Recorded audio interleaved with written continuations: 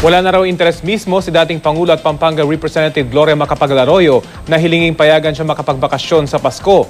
At habang naka-hospital arrest, isa sa posibleng bumisita sa kanya ngayong Kapaskuhan, si dating Pangulo at ngayon Manila Mayor Joseph Estrada.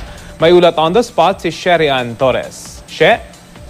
Yes, Rafi, pinatawag kahapon ni Manila City Mayor Joseph Estrada ang kanya abogadong si Attorney Ferdinand Topacio para personal na maikonsulta ang plano niyang dalawin si dating Pangulo at ngayon Pampanga Representative Gloria Macapagal-Arroyo sa Veterans Memorial Medical Center o VMMC kung saan ito naka-hospital arrest. Gusto kasi ni Estrada na madalaw si Congresswoman Arroyo ngayong Kapaskuhan. Ito ay bilang pagbabalik din ng kabutihan na ipinakita raw sa kanya ni Ginang Arroyo nung dinalaw siya nito sa Santa Rosa, Laguna nung nakakulong pa si Estrada. Kliyente ni Topacio sa Estrada sa kinakaharap nitong disqualification case bilang alkalde na Maynila.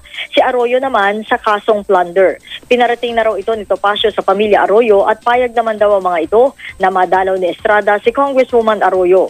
Yung legal process, gaya ng kung kailangan pa ba si ERAP na sumulat sa mga Arroyo o sa Sandigan Bayan, ipinasa na raw ni Topacio sa iba pang abogado ng mga Arroyo. Samantala, Rafi, nakausap daw ni Topacio si Ginang Arroyo at wala raw itong interes na manghingi ng Christmas furlough o bakasyon sa pagkakakulong. Bagamat nagpapasalamat ng husto ang pamilya Arroyo sa mga kongresista nagsusulong na resolusyon para sa furlough.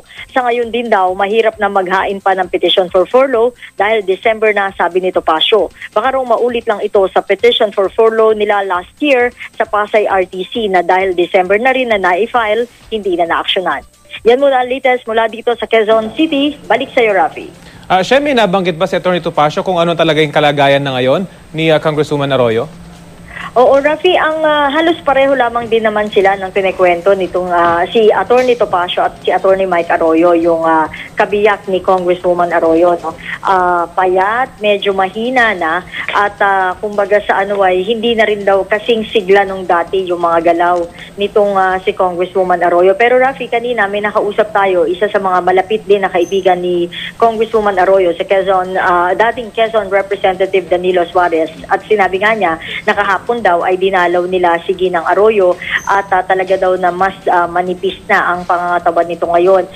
Sandali daw nila itong hinandugan o sinamahan para sa isang impromptu na Christmas party na nakita naman daw nila na nagpasaya ng husto kay Ginang Arroyo, bagamat kita raw talaga yung mas payat na pangangatawan nito ngayon. Rafi? Okay, maraming salamat, Sherry Ann Torres.